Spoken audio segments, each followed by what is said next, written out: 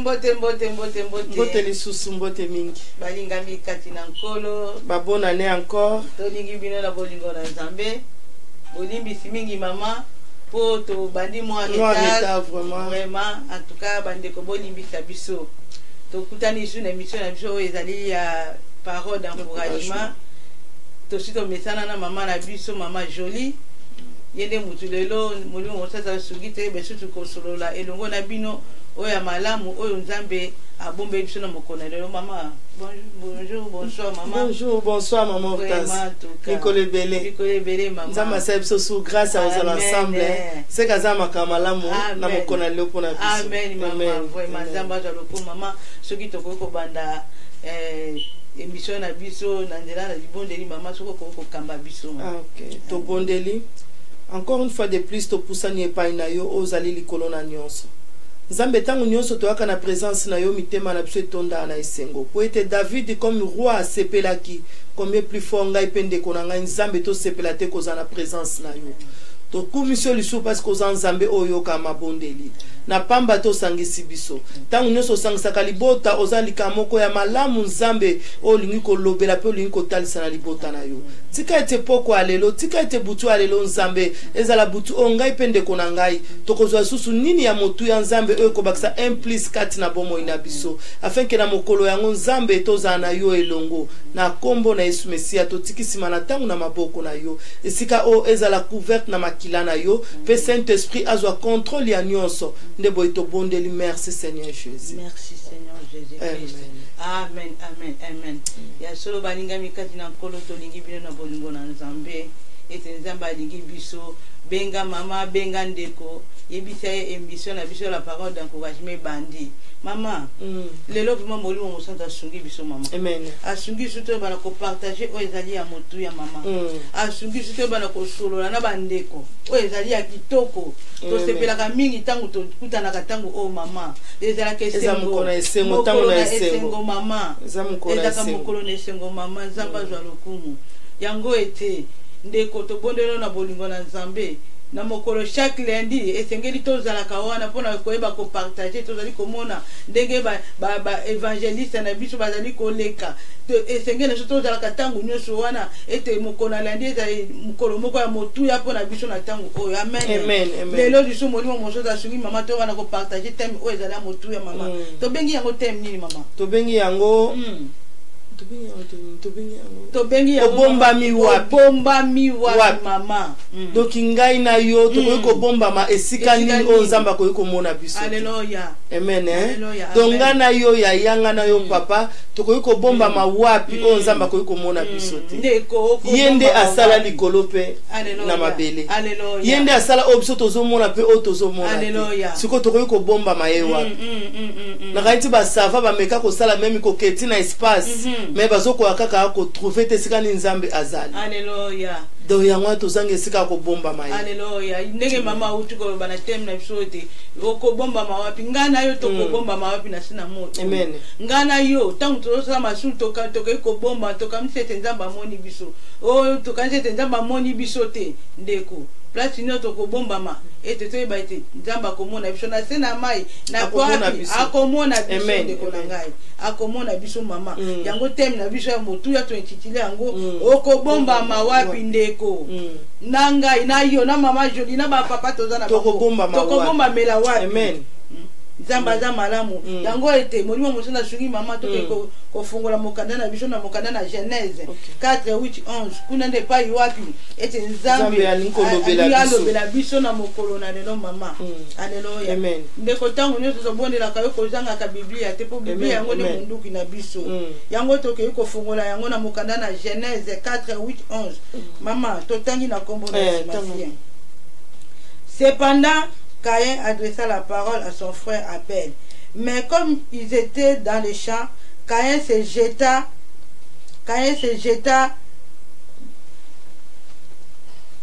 Yes.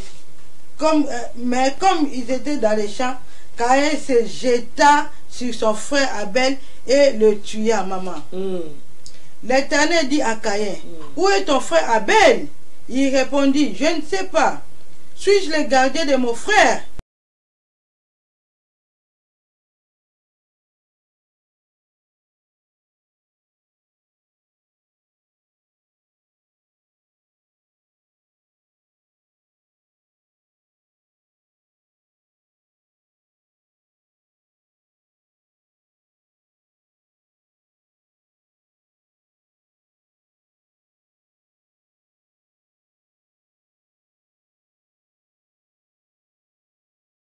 ete histoire ya Caïn na Abel tomoni ete Caïn azalaki yaya na Abel.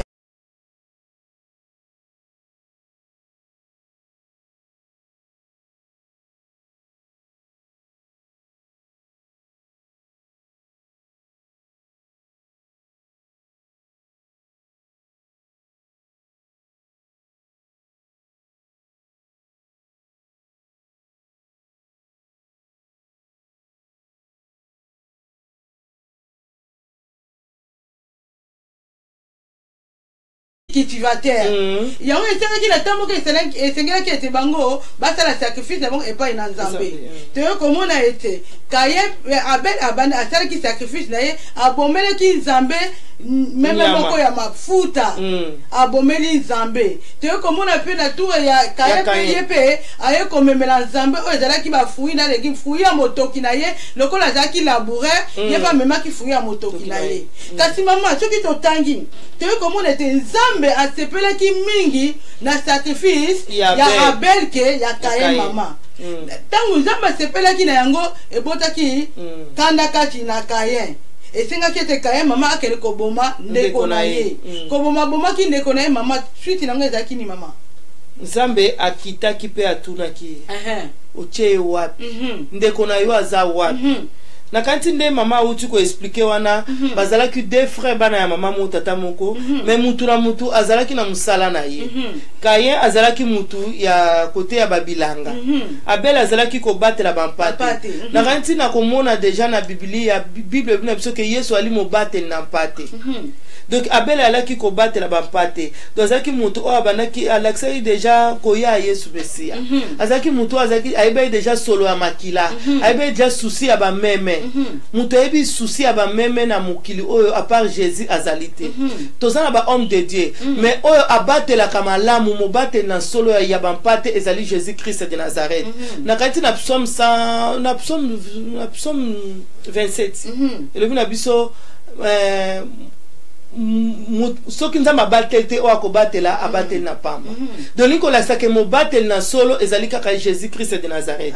yango tomoni awa Abel azaki mutu oyo tango koma tango ya sacrifice comme azaki mutu ya kobatela bampate eloko liboso ya zwaki ezaki nyama abomi alors Nzambe moko asopa makila na ye Nzambe azaka na souci ya makila mama Hortense donc Nzambe tango amoni makila wana a se souvenir habiter Seigneur na ngana sa bolamu epai ya Abel esenge na ngana sabo donc Nzambe ayoka ki mungongo ya makila wana Nzambe ayebi parce que yende asopa ki makila ne na ngomba na Golgotha Abel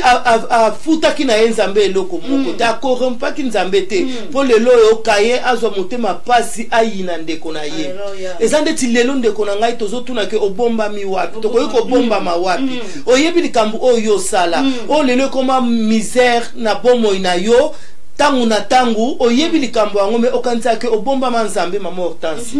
ezana ndeko mo azolanda biso akanisa ke ndenga sala yango na musika kuna lelo aza koto yo abomba Nzambe ndenge pa sala yango koto ya kenda musika kanisa ke abomba Nzambe tangu deux frères obanaki kopesa offrande na bango tangu frère mususu motema ne yinaki ndeko na ye akanisa ke abomba Nzambe mama nzoka Nzambe aza komona mama na bomo ina biso tomoni te vie bandeko oyo mama ebotaki jalousie mama kati na bango tele ba frère babota mi bango mibale sika moko tata moko mama moko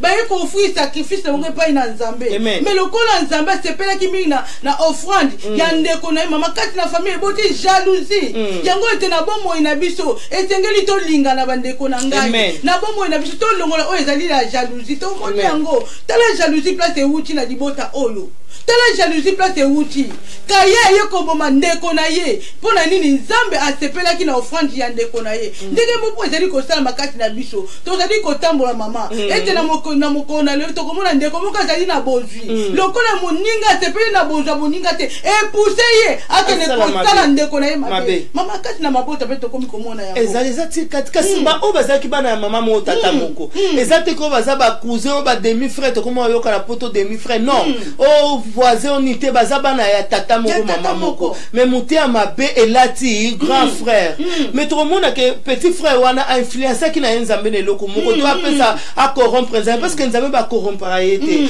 or pe argent eza nzambe yango to tuko le bakuna na psaume 127 hein de son nzambe a batete o ko batela batela pamba donc il y a za mo batela pate abela zaki mo batela pate donc mona ki ke loko malamu na ko pesa ba nzambe eza kaka solo makila donc nzambe za na posa parfait à bonne odeur de tout pesa nzambe loko o ko toucher motema na nzambe to lobite ke biso to ko condamner te ou bien ko juger kayente ke apesa ki nzambe eloko amabe mais nzambe nde mutu asala ki choix a préférer ki o ya be mais siko tala motema ya moto yango bible lobi tant to lobake na sepela kozala ndako na nzambe kozala ndako na nzambe zate ke kolatela mako kenanda na nzambe mais kozala kati na présence na nzambe obiso kozala kati na présence na nzambe mortance kozala na motema ate ya koyina ndeko na yo poso to moni awa kayen azaki suna kati ya présence na nzambe parce que tango abomi ndeko na ye nzambe yoki solo makila ki koganga ya makila wana atuni kayen ochende kona o wapi tala réponse ya kayen na na 11 mama tanga na 10 bongo kita te tanga na 9 okiti na mortance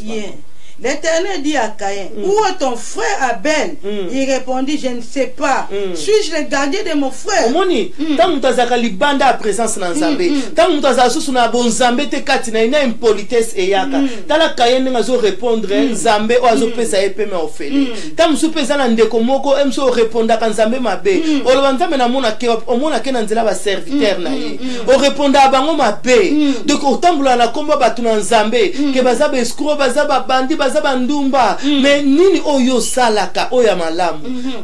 pour lelo yo condamné batu na nzambe tala mabe o kaya salaki abomi ndeko na ye mais nzambe okisola makile zo ganga tala mabe oyo salaka nzambe yo kaka ba makila one gangaka mais yo moko conscience na yo ochaka ngone sikana te mais siko tangu nzambe akiti atuni kayo chende kona wa tala impolitesse ko zanga nzambe abeske ngana za gardien ndeko na ngai mama tina niveau kutako ezaki neta yo kosa na yebite mais tellement nzamba za nzambe ako continue na lobake est-ce que ngana za gardien ya ndeko na ngai donc a manquer nzambe ndenge lelo ndeko na ngata muso manka basali na nzambe bango ba koloba nini o ngana za nango bango bazana ngo mais tam muso za musala nzambe moko abondela kapo yozana o yozana ngo lelo mais kozanga kozala kati na bonzambe chake impolitesse ma mortance amen mama mabase na nzambe baza batu oyo nzambe établi pona basunga biso na mais il y a des fois mona toujours ba na temps d'évangélisation to komona base na nzambe ina ndako mama toujours ko saboter bango toujours ko saboter bango toujours ko négliger OK to ebite ke base na nzambe baza bati na mikati na nzambe de mutache bango a placer bango pona mokolo wana aya kati na po biso to kalilo bana nzambe combien de fois biso toujours ko manquer base na nzambe na sena mo to moni awa ete Caïn avangani mundeko na ye et pas ina nzambe abike est-ce que ngana yebika to satana ngana za garder na ye total niveau oyo Caïn azanango yango ete balinga mikanda to bondeli bino na bolingo na nzambe esengeli to banga maloba na nzambe esengeli to yoka mongongo na nzambe ezali pamba te na mokolo wana ete nzambe a permetaki mose na nzambe moko aya kati na ndaku pona koya koluka yo to moni awa ete jalousie zali mingi na mokili oyo kasi esengeli na biso tolanda oyo Caïn asalaki te tolanda oyo Caïn asalaki te tolanda oyo Abel asalaki sacrifice na ye parce que azalaki na foi azalaki na kondima ayebaki ete nzambe asepelaka na solo oyo ezali ya malamu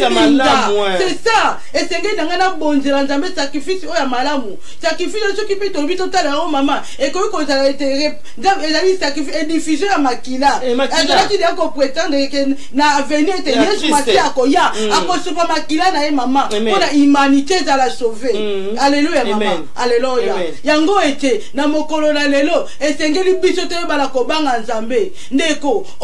atako lisumu ngo osali ndenge no lobi ete nzamba zoko mona yote ndeko yeba ete nzamba azali ko mona biso tangu tozali ko bomba combien de fois biso to moni ete nzamba atunaki atuni kaye Qu'as-tu fait, Caïn? Le nzambe bazali kotuna ngala yo ndeko osali nini na ndeko na yo osali nini pourquoi bomi ndeko na yo ndeko na nga na bona na bolingo na nzambe le panier circule encore esengeli tolingana soki tomoni ete moninga zwi tosepela na lipambo la moninga parce que toyebi ete lelo ya ye lobi ekozala ya yo tika ete bota likunya te kati na bomoi na biso ndenge tomoni kaye abomi ndeko na ye mpona nini motema na ye etondaki na jalousie parce que nzambe asepelaki na likabo na sacrifice ezali ya ndeko na ye tobondeli na bolingo na nzambe tosepela na lipamboli ya moninga tolongola oyo ezali jalousie na bomoi na biso tolongola oyo ezali ya haine na bomoi na biso tolinga na biso kati na bomoi na biso mama tokoki komona bakerele ekomi ebele badispute ekomi ebele mama kobomana mpe yango wana mama ebele yango wana tolobi ke tokobomba manzambe esikani donc ezala makambo mingi oyo ezosalamela biso tokanisa ke tobomba minzambe ezala makambo mingi oyo ngana oyo tosalaka tokanisa ke tobomba manzambe quelque part tokoki kobomba mete parce que asali mokili oyo likolo mpe se asali ngana oyo na elilingi na ye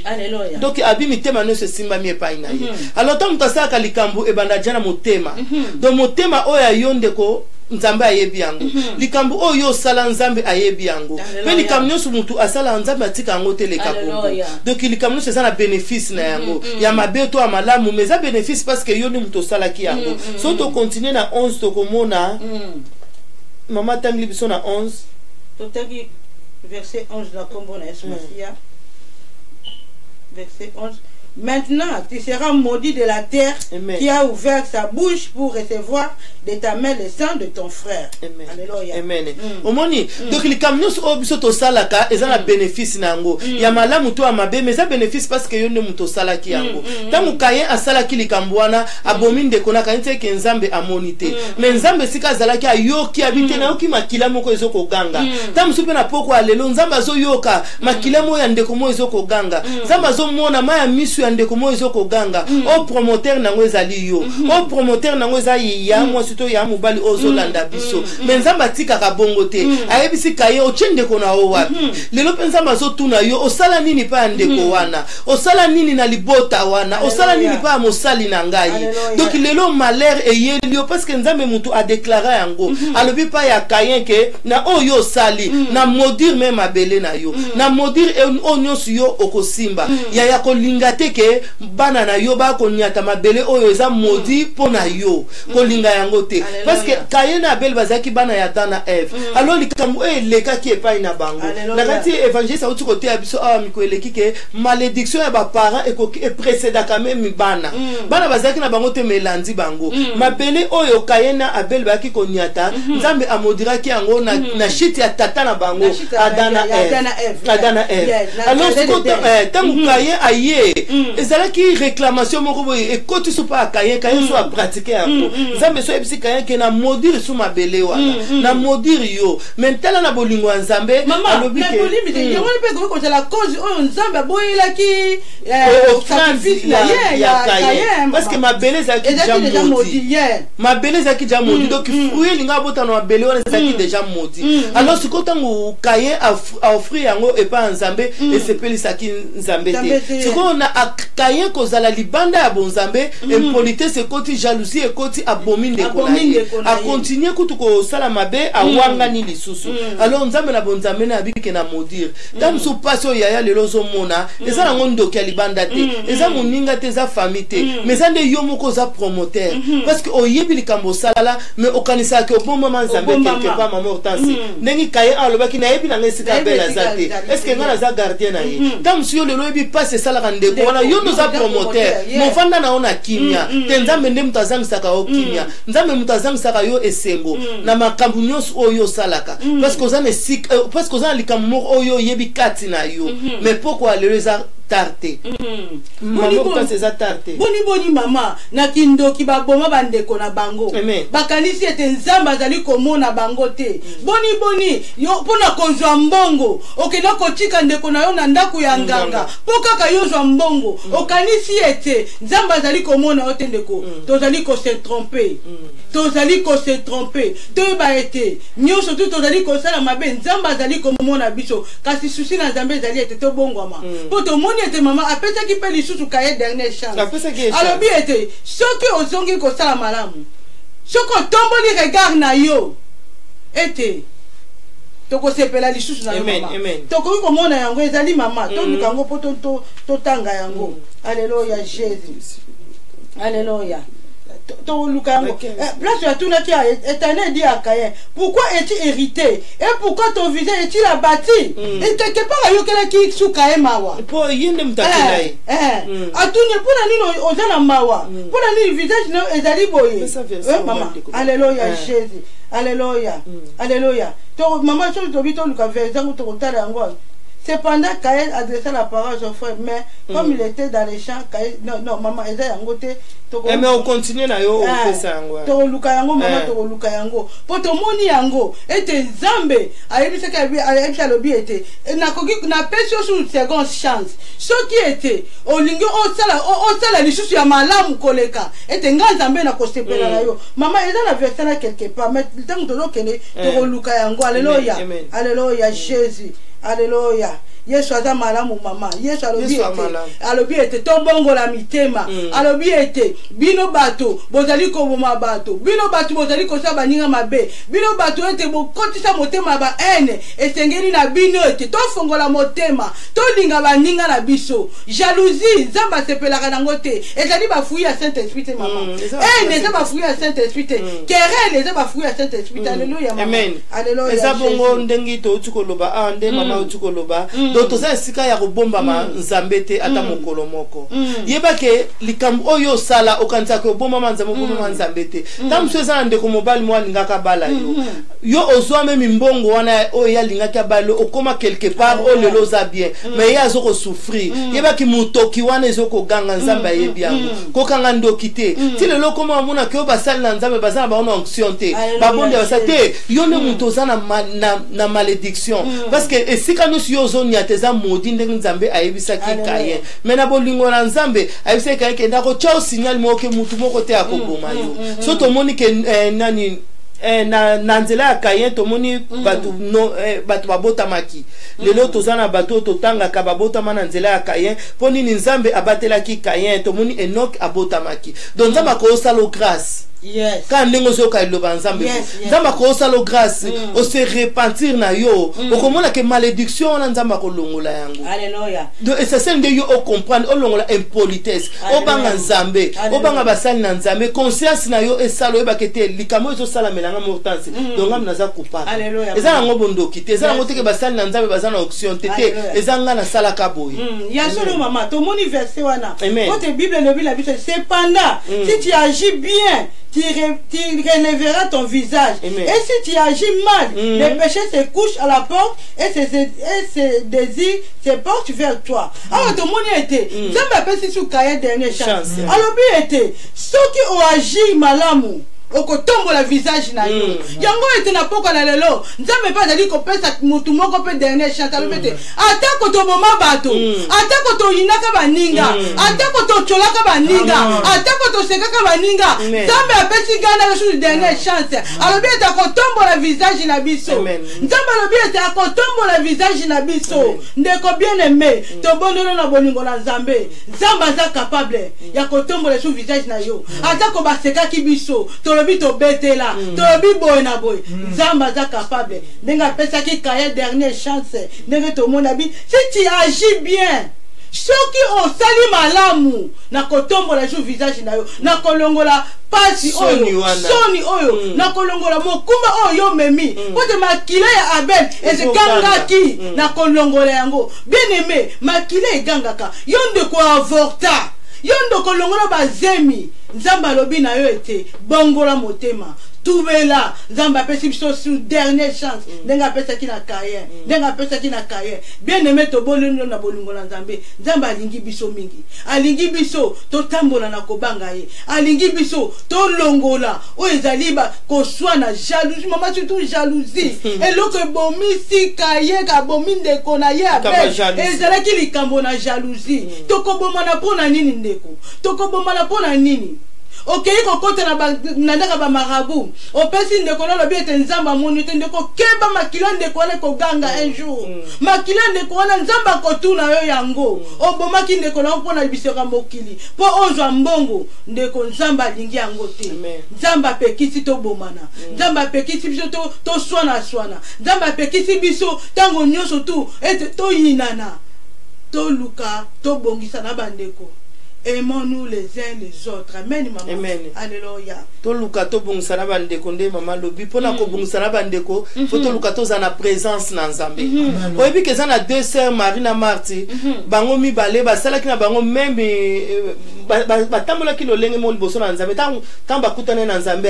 Marie amikitisaki Marthe ba amikitisaki mais maloba na bango ezaki différent. Donc muto zo me na présence na Nzambe mama maloba ne ezaki différent. Attitude na ye ya kopusa na et pas na Nzambe ezaka toujours différent. Donc attitude na yo ya kopusa na pa Nzambe yango ekolakisa ke yo za kati na Nzambe yango ekolakisa ke ozo umela na ndaku na Nzambe tala attitude ya kaye et pas ya Nzambe ezaki attitude mozo la sake azaki déjà banda azaki déjà na kanda azaki déjà na kanda mais ta attitude ya Marie liboso a Jésus même ba Pedra ki ndeko na bango mais ta attitude ya Marie liboso a Yesu omoni yango attitude obsoto lini lelo ozana ngo parce que conscience no moko yebi likambo oyo sala mais siko linga ozala kati na présence na Nzambe Nzamba yaki wana pona biso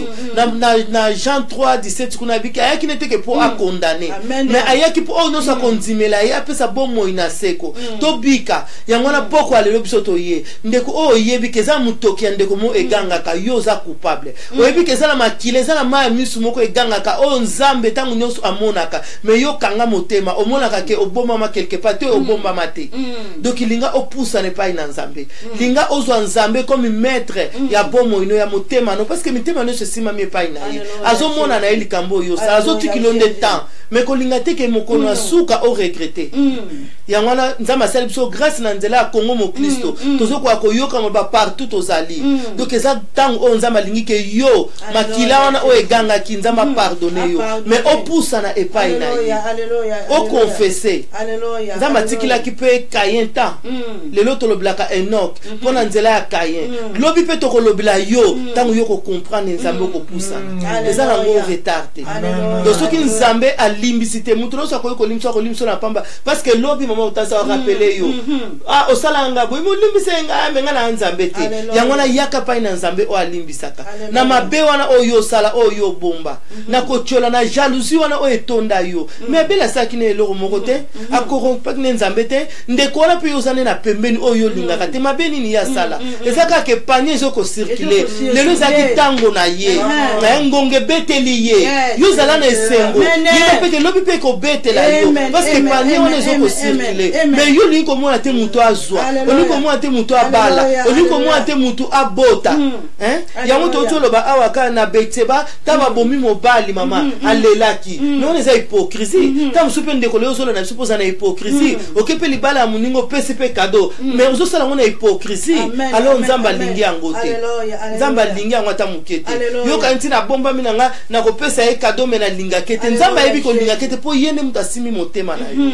alors Nzamba lingi likambo wana te azana posa na yo alingi te ko na kobunga mama Hortense alléluia mama ya solo ndongo lobiana mama un chrétien ko za la rebellité mama chrétien ko za la rebelle ko la Caïn te parce que Nzamba ya solo mama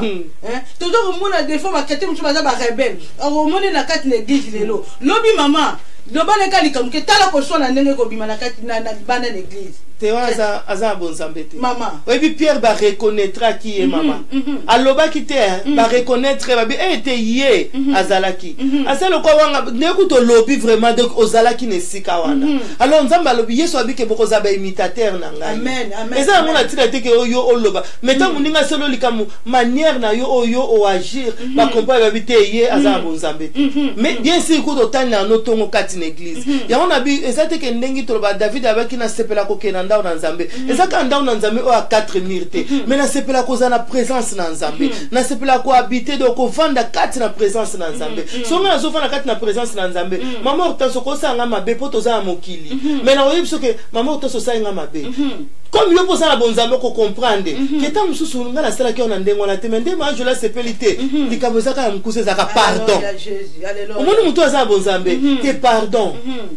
comme nzambe comme kaye sika so ze kati na bonzambe alanga banzambe pardon donc de konango zo monete ponga na bomiye moni mutu aza bonzambe mais tant nde mama lobi ke mutu o aza na mutu mususu o katelo mangala osabo donc bala mo faut comprendre po ba oyeba nzete na bambuma na yango ya solo mama po to moni na bible to moni de kaya bo makabe mais na tango na biso pe mama makambo na ezali ko sala me bele mama ebele elingo bateka ka ninga bomaki mama de to solo ba na pe jalousie eza ko parce que na un yo de oso côté tinde ko no jalousie et de ko place azali a comme la souci muninga linga ngate pour nini muninga de to zala kana ndenda linga eza déjà oza ko boma kati na Yesu Masia yango te nzamba lobi ete mam to longola mabe kati na bomo na biso yango to moni ete mama na 1 Jacques 4 kuna 7 mama 1 Jacques 4 tout temps non 1 Jacques 4 7 kuna Jean Jean lo bana biso nini likamuna bolingo mama alléluia 1 Jacques 4 1 Jacques 4 7 1 Jacques 4 7 alléluia alléluia et le 1 Jacques 4 7 aimons-nous les uns les autres maman kuna jendi mutazolo bato tolinga na biso nde wana mokili koyeba ke tozali ya ye alléluia alléluia na bomo na se na moi mama soki tolingani te toke kolingana siko wapi tozosukela awa donc soki olingi ndeko na awa te okolinga susu nani et puis okolinga ye wapi okolinga ye wapi botango bapesa meso na se na moi oyo sikona yo yini ndeko yo lobi ete ndeko wana nalingaka ye te tomoni ya kaye na Abel awa kaya bomaki ndeko na ye na jaloux parce que nzambe andimaki sacrifice oyo ya ndeko na ye abomi sikona se na moi motuna epesameli biso na bino na se na moi ntango tozali soki tolingani na se na moi awa te tokende kolinganela wapi mama pese nanga ni réponse mama et puis mutu o alinga moninga na ye te moko pe amilingaka te omoni mama tespota yo zo linga moninga na ote okozapi na kilo mona motema te culpabilité mo mo pe fo mituna te po aninga na lingi ete donc c'est que moko milinga te po so moko o milingi okoyebisa motema na yo ke motema na nga ozo obligé a kolinga ye po aza kela muna nzambe donc to na zo mona nzambe nzambe alobi ke to sala mutu ne lilingi na biso donc mutu nga na zo mona ze kela muna nzambe mais tanga na zo linga te c'est que ngai monde na zo komi linga te po nga ne mutu fona diriger ba sentiment na ngai donc fona sa esprit na nga faut dominer âme na ngai alléluia donc nga fona linga mutu o nga na zo mona po aza kela muna nzambe po so nga na lingi yo te yango ko tinda ke na boma lokola kaya linga kite yango senga ke aboma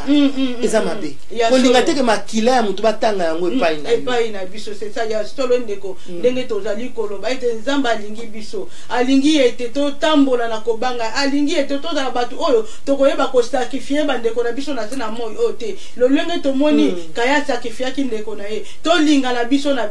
nyonso tu tozo sala ete nzamba azali komona yango ndeko ete na sa motema soki to obi ete to yina bandeko na biso to kanisa te ke tango tozali ko ke kobondela nzamba azomona te nzamba azakomona biso ete te eza na esika moko te tokoki kobomona nzambe tango tozali kosala mabe na se na moi kasi ezali nano trop tard se nzamba aza na besoin na biso toza sauve tobongola motema ete nzamba alingi biso tomoni ete azali kopesa biso tango nyonso tozali kovivre na se na moi oyo ezali ete pongana yo ete tobongola motema ya solo toza parfait kasi tosalaka effort chaque jour tobana kovivre na perfection oyo nzambe alingeli biso lolenge tomoni ete nzambe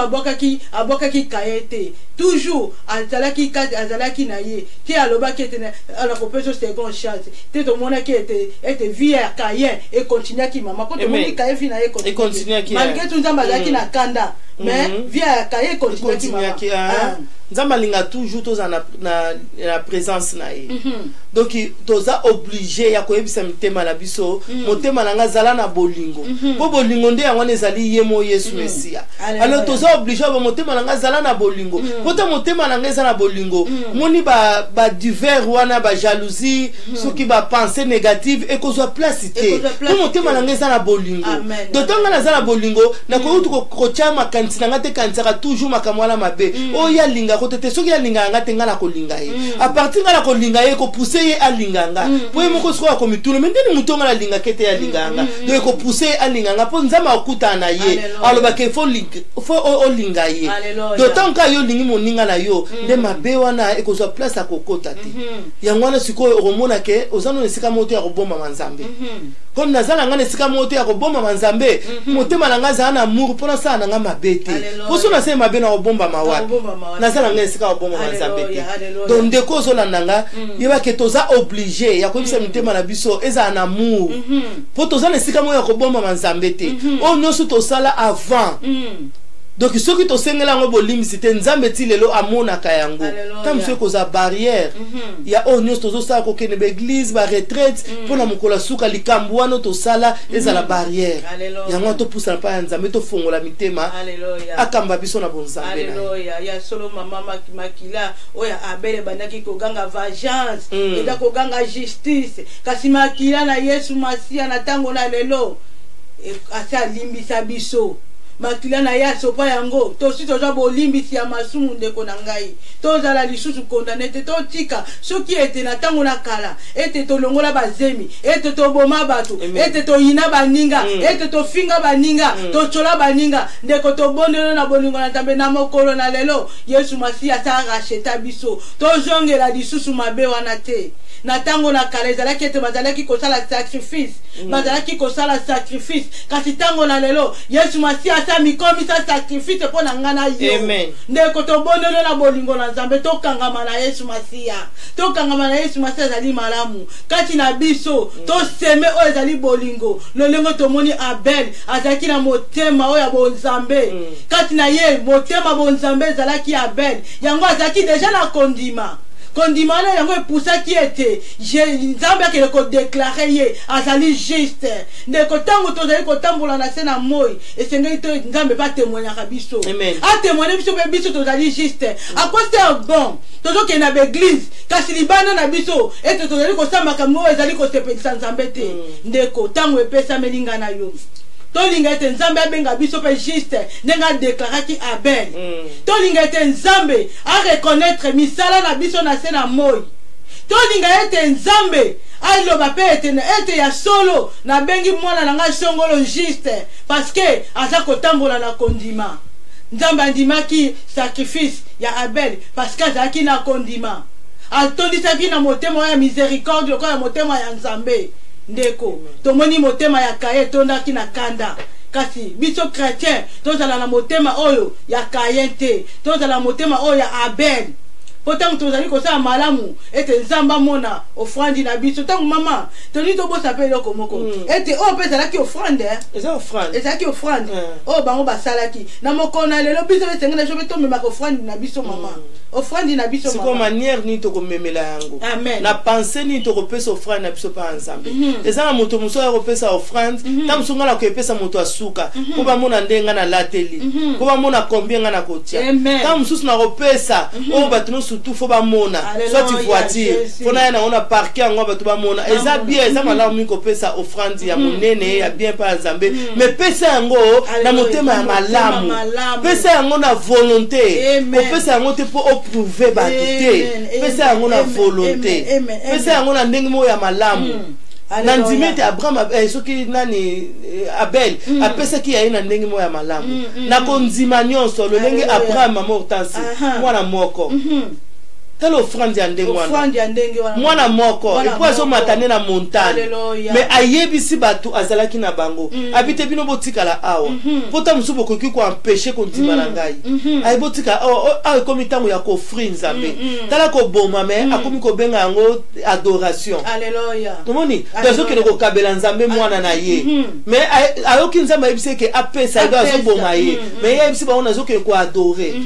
botikala awa totala offrande ya ndenge wana donc nzambe azalaka obligé ya kocentuplier yango abraham akitaki na isaki donc ntango ozopesa offrande ya malamu epai na nzambe na motema ya malamu nzambe akomultiplier yango akocentuplier yango donc opesa yango te mpo nga namona mpo ya mona mais pesa yango mpona nzambe asepela. Alléluia. Mama motuna mosu elingi oyela ngai mama bongo siko baofrande oyo bato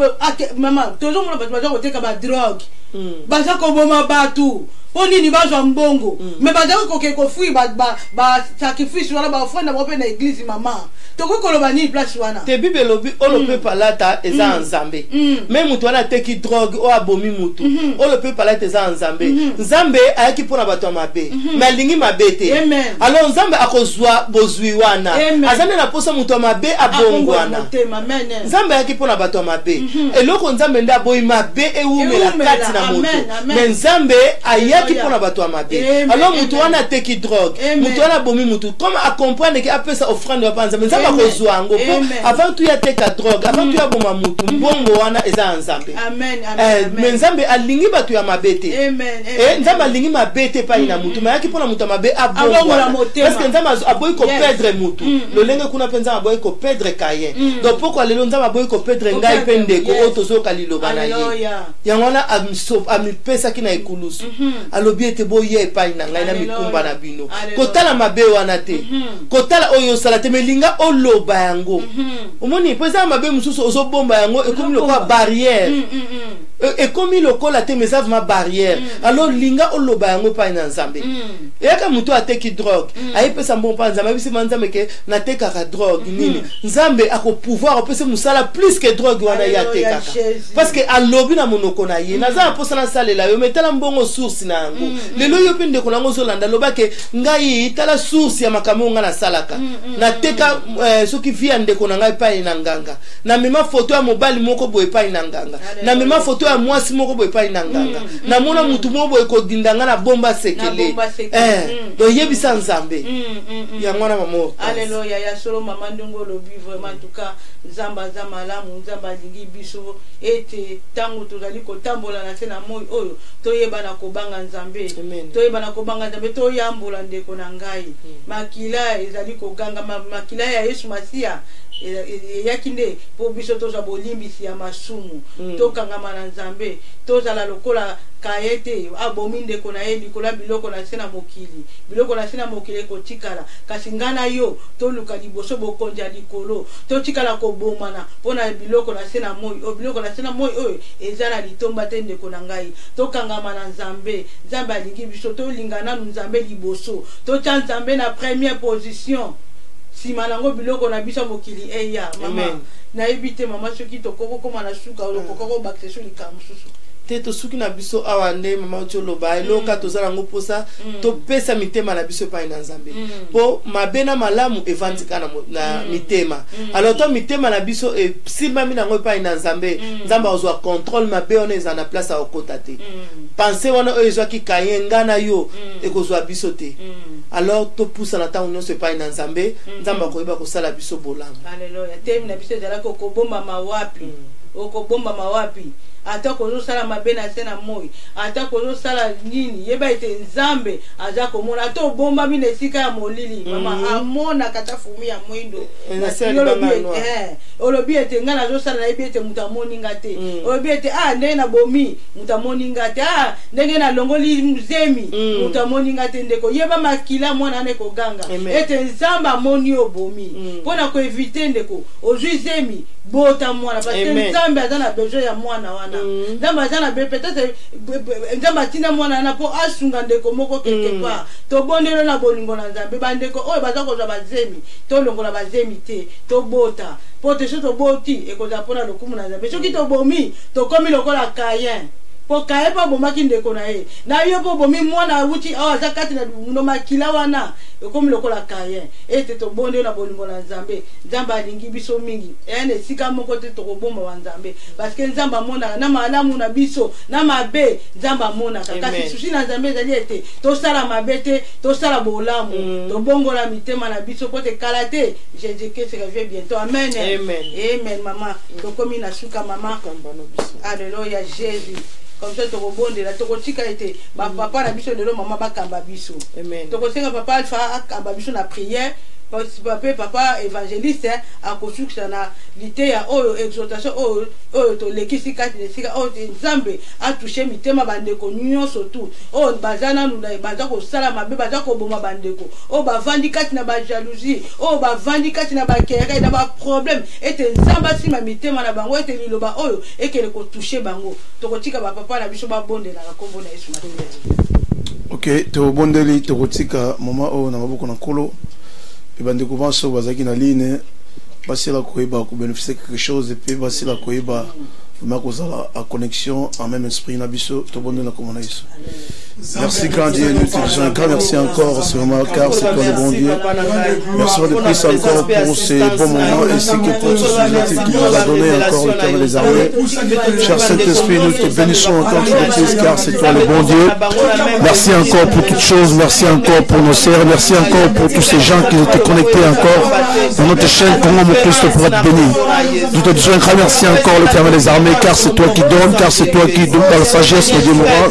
Nous voulons que toi tu puisses nous parler encore une fois de plus ainsi que peut marcher encore dans ta parole, mon Dieu mon roi. Nous voulons marcher toujours dans ta crainte, mon Dieu mon roi. Nous voulons que toi tu puisses nous connecter encore dans ta divinité, l'Éternel des armées, le Tout-Puissant. Nous te bénissons, nous te glorifions encore, mon Dieu mon roi. Je te bénis, je te rends grâce car c'est toi qui ne change pas. Dans le nom de Jésus-Christ, mon Dieu mon roi. Sois béni, sois exalté encore pour ce bon moment. J'abandonne encore ma femme à sainte main.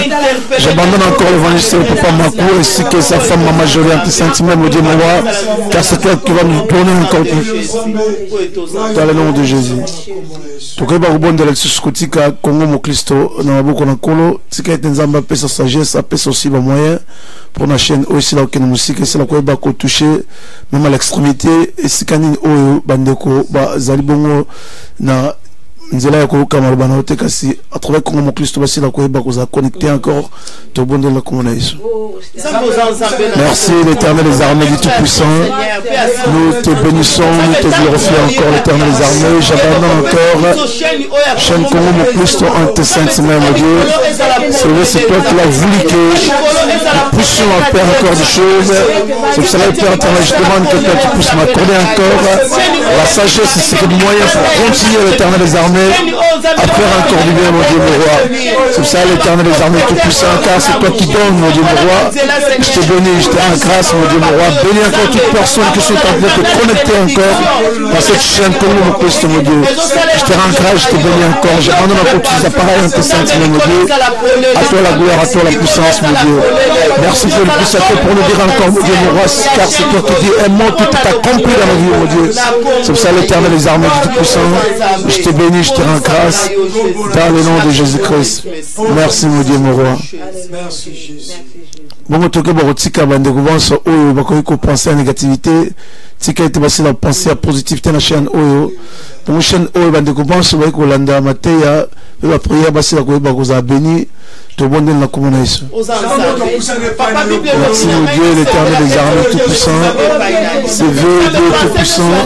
Nous te bénissons encore Yahweh. Bénis encore. Ça me tika ete ezala anéa au nom puissant de Jésus. Ezala anéa au nom puissant de Jésus. Papa tika ete baloba tamu nyonso maloba malamu on a dit na chaîne oyo confondre maloba nyonso ya négatif ezala nul et sans effet tika ete nzambe ongengisa mikolo bandeko mpona tina chaîne oyo na kombo na Yesu. Mon papa Makou le kakoyeba ko silisa susu konsato yeba clôturer la prière de biso. Nzambe merci ya wana bikamwa na butu na lelo kolo to reconnaître koza Nzambe ya wana bikamwa to rakosala eloko moko te Nzambe soyo ozaki likolo na biso te to rakosala eloko moko te Nzambe soyo ofungolaki bikuke te yawe na maso tobondela esika oyo tika loboko na yo esembolama Nzambe na bomoi tika faveur na yo Nzambe eza likolo na biso mokonzi tutiki nyonso na maboko na yo lokumu nkembo ezonga epai na yo na kombo na Yesu Masiya poza nzambe. Tolobi merci Seigneur Jésus. Merci Seigneur Jésus. Amen. Amen.